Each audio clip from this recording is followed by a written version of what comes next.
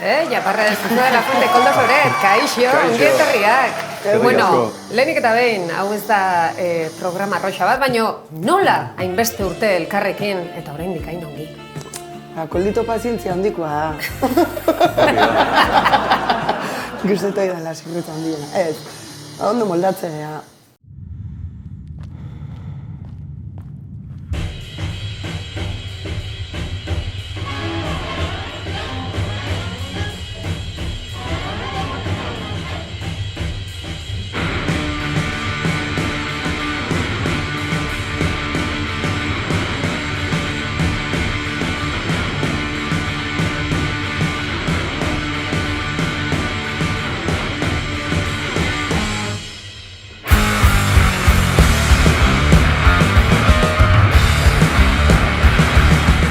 Bai, lanean eta bai ondo pasatzen dugu, baita ere, oso garrantzitsua hori. Pazientzia handikoa gea, nik uste hori ere txantxetan esan dugu, Baina egiten du, ez da?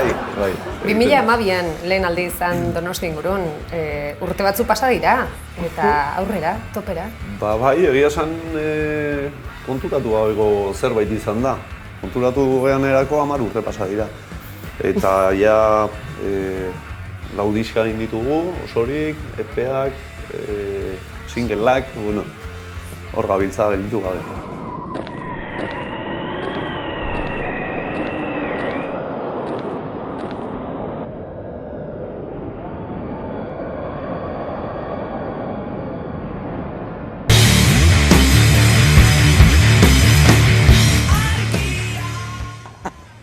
Gure guanteran edo gure furgonetan aurkitu daitezke badenetarik. Bideo paroa eta orain jarraitzen dezue, orain zuen azken lana, goazen ikustera hauxe, Amare.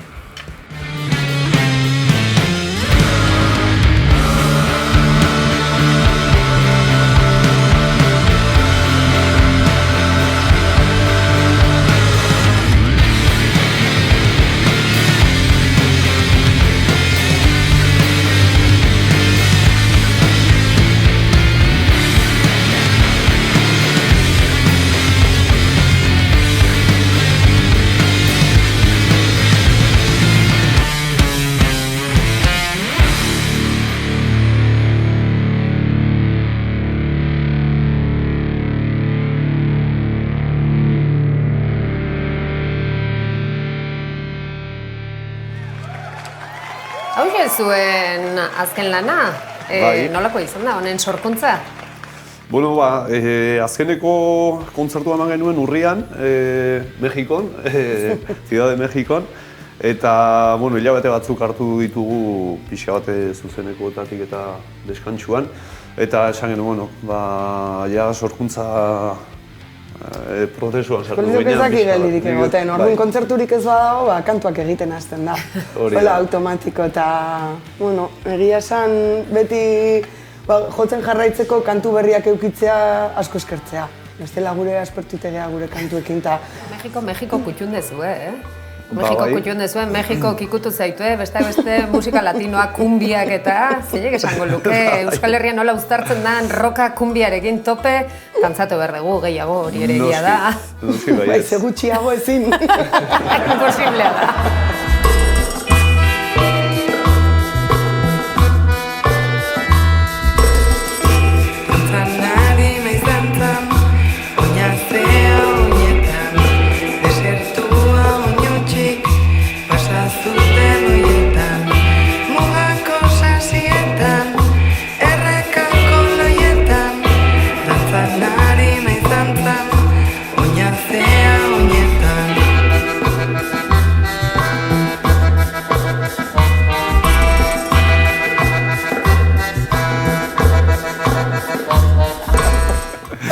Eta orduan Mexikok utzi dizue poso handia.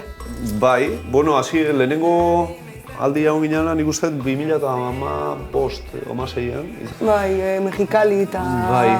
Hor, hombre, oso erresa da, karo, igual beste leku batzutan, hizkuntza bretxa hori dago, baina mexikanoekin, erderaz, gazteleraz oso ondo egiten dugu, orduan oso errexu moldatze geha beraiekin. Eta, bueno, junginen lehenengo aldian jagin genitu horrelako lagunak, bueno, benetako lagunak bihurtu dianak azkenean urteekin. Eta, bueno, haiek ikusteko gogoakin ibiltze geha, eta errexe edo egite zaigu kontzertua lortzea. Bai.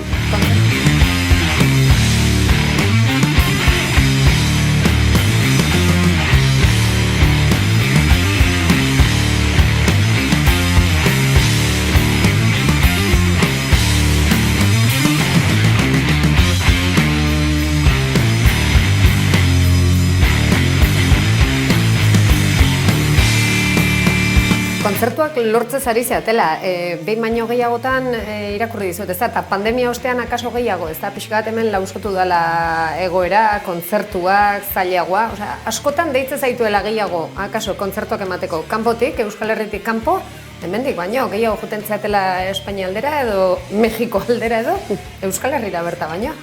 Bai, egia esan zerbait kuriosoa. Misterioa da guretzat. Misterioa, bai. Espainiatik asko ditzen digute eta asko juten gera jotzea. Euskal Herrian ere jotzen dugu, baina, bueno, agian nahiago genuke, gehiago... Pixka gehiago jotzea, bai. Etxean lo egitea, ondo... Gauza egarra da. Baina, bueno, beste aldetik ezin kexatu, egia esan Galiziara edo Valentziara edo Madrida edo Barcelonara juten gehen beti jendea dago. Eta hori baita ere eskertzeko bada. Euskaraz kantatuta gainera, ez? Bai, hori da. Hor ere bretxa ez da ekina?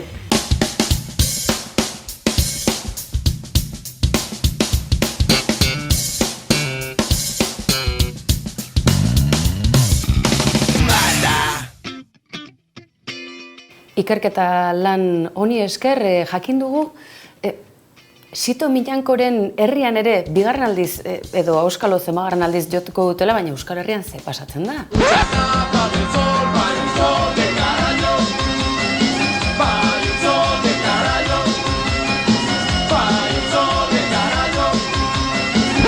Niña Koyote eta Txiko Tornadotarrak gehiagotan ikusiko alditugu Euskal estenatokietan ziur gara baiet.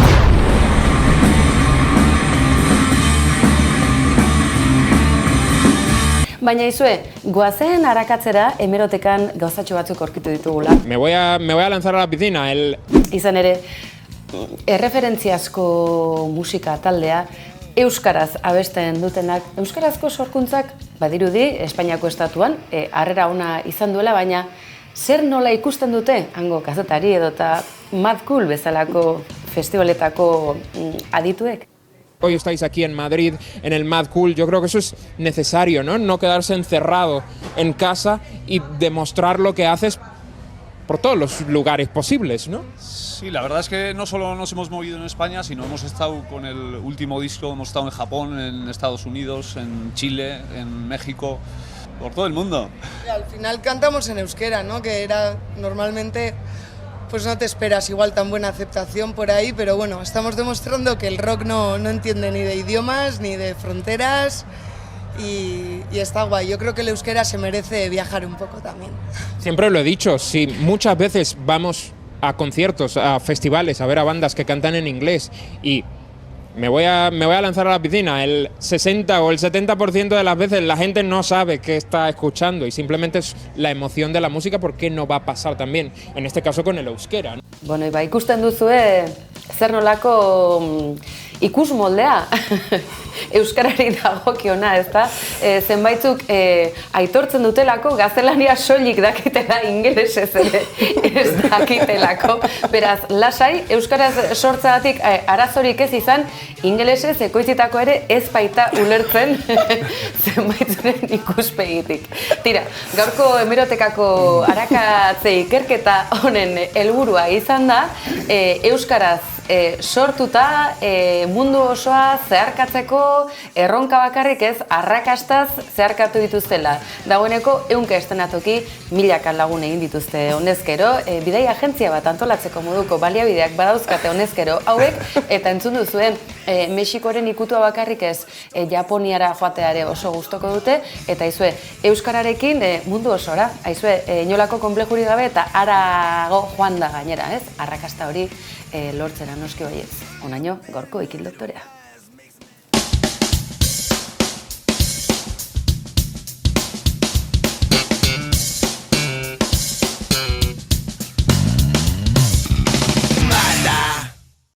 Bale, eta ikusi dugu Ikil doktorean euskararen kontuarekin ere zelkarriz eta zenbat anekdota izango dituzuen, zenbat gauza. Badakizu beti hemen hasieran ibiltzeko kamarak on jarri baino lehen, zenbat anekdota ikusten ditugu kazetari honek, ja bota zizkitzen olako zenbat entrevista egin dituzue, zenbat galdera, hola politia egite dituzuena,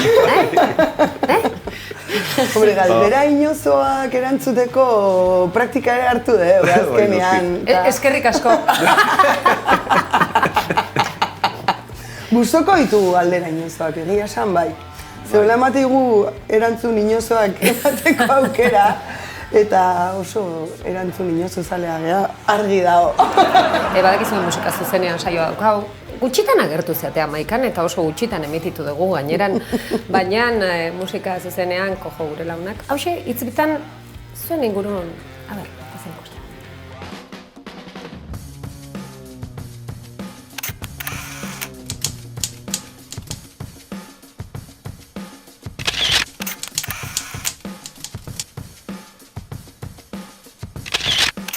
Gustoko naiz daki, baina oso gustokoa dudan bat anestesia.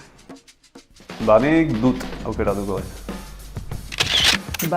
Gehien entzun dudana bizitzan uste Led Zeppelinen laugarrena. Baina gehien aldatu diana bizitzan eri Niñako Eta Txiko Tornadoren lehengoa. Neri, zaila iruditzen zait galdera hau, diska asko dauzkat, baina aukeratuko dut Rage Against the Machinen Evil Empire.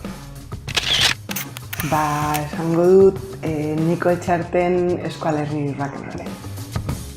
Temazo. Nik no catecismo katolikoren Odio la velocidad. Ahora, beti grazien dian bat da Easy den It's a long way to the top if you wanna rock'n'roll. Alegia, bide luzia dela tontorreaino rock'n'rolla nahi badezu.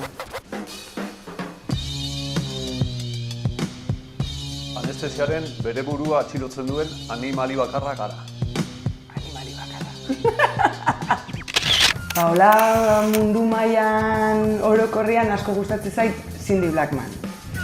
Eta hola, gertu dazkadanen artean Arturo Zumalabe NCC-koa. Nere kasuan izango litzake Jimi Hendrix, bai ahotsaldetik eta bai gitarra jotzen ere.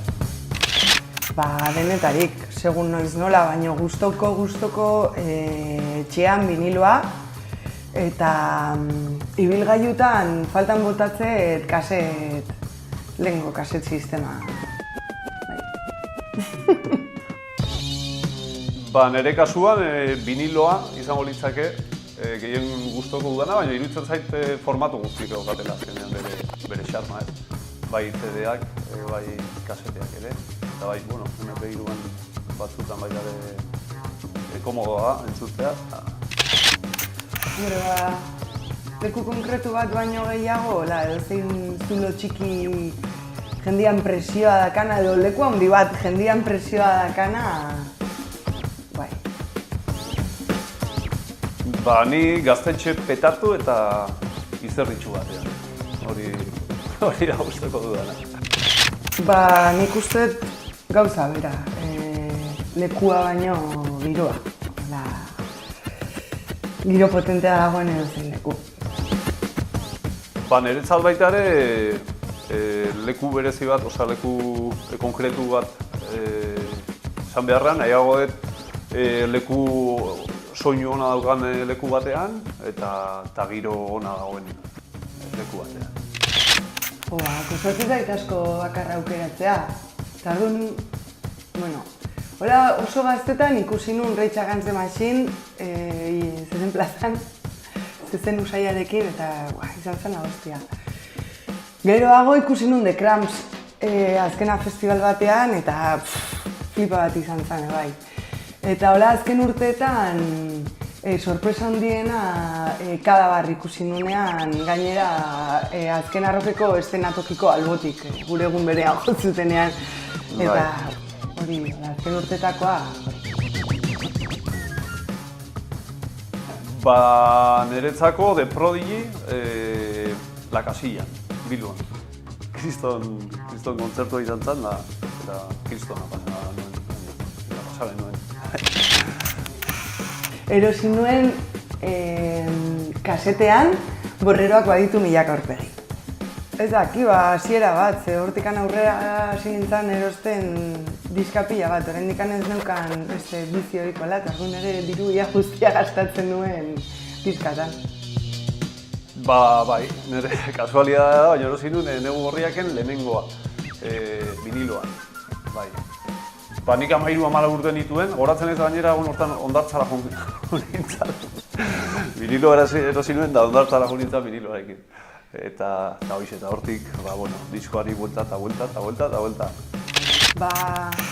Nik egia esan azken aldin ez dut disko gehiagirik erosten koldok asko eroste ditulako. Orduan, pixkat, putre izan zen naiz.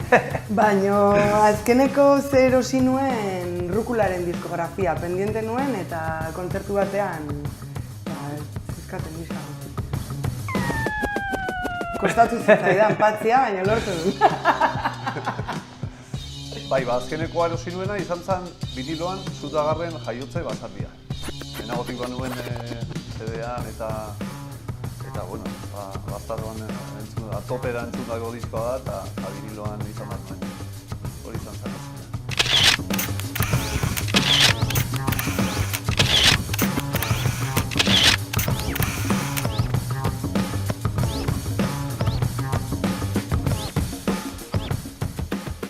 Eta esan dakoa, orain esan dugu Euskal Herrian akaso gutxiago, zailago hemen kontzertuk ematea, baina ematen dituzuenean, badakizue beti erantzuna zein izaten dan, estiman zaituztelako hemen publikoak. Pandemia, zuentzatetzen errexea izan, pandemian etxean ere ikusi zintuztegun gauzatxoak egiten, grabatzen, eta zenbat artistek egin behar izan zenuten horrelako zezer bizirauteko, ez zoratzeko? Egia esan, gaina, justo guk egin genuenean, etxetik, Amaika telebistan botatzen dut. Behin bakarrik. Behin 100 bat, eta? Eta jende guztian izan, taldeak eta abeslariak olako kantu akustikoak egiten eta horrela. Eta gu esan genuen, egin marragu elektrikoa. Baina genuen maxi elektriko, zen normalean bateria akustikoa jotzen dut. Bizilagunek maite zaituzete, ez da hori lehenengo gauza. Bizilagun, itzen genuen, azikoarekin itzen genuen, esan genion, inbar genula kontzertu bat etxetik, eta ikusi nahi bat zuen, konektatzeko zarera. Entzuteko ez zuen behar, baina ikusteko bai.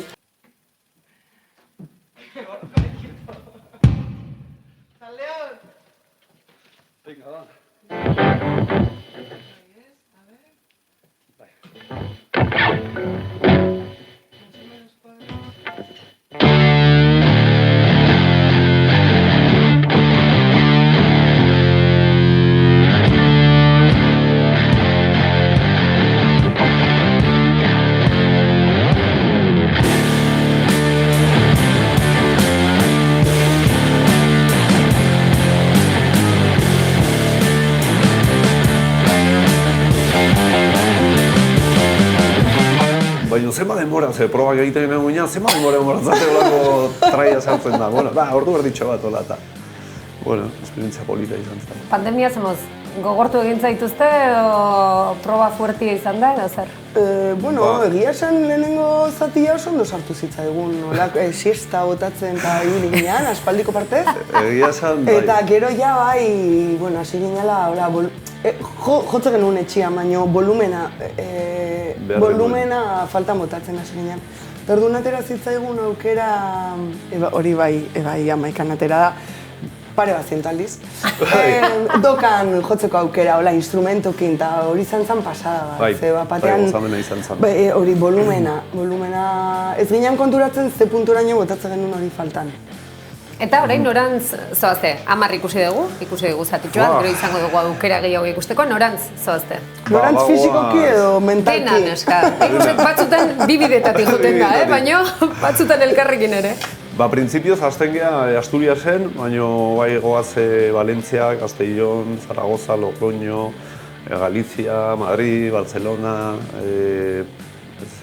Repsolikoak pospozi daude gurekin. Bai, eza. Bai. Gasolina gastatu eta gastatu. Gasolinera pospozi daude. Bai, Murtziara baita ere bagoaz. Ja, ikeragarria da, botatako zerrenda hortan, eta Euskal Herrian espero dugu izatea baten bat. Aizu, serio? Ezta? Baina azken galderetan, aizue, mundu zabalean Mexiko aipatu dugu, baina gogoko duzuen estenatokiren bat edo zapore berezi utzi zuena, ze egia da, Japoniatik etorri izan zaretenetan, beti, ez dakit, bidai astral bat ematen du Japoniara joateak.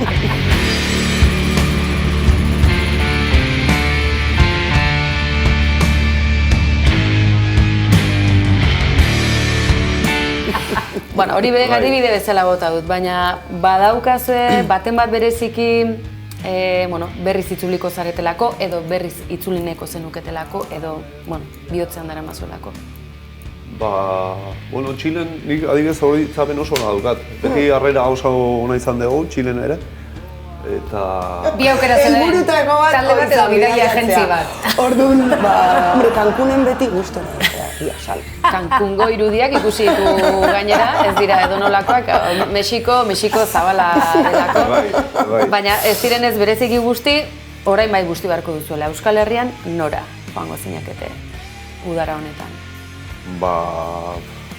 Eta ez esan San Ferminak, edo bai. San Ferminak ere, Aurten gainera maiak etokiz aldatu du, Juruen plazatik Gaztelu plazara.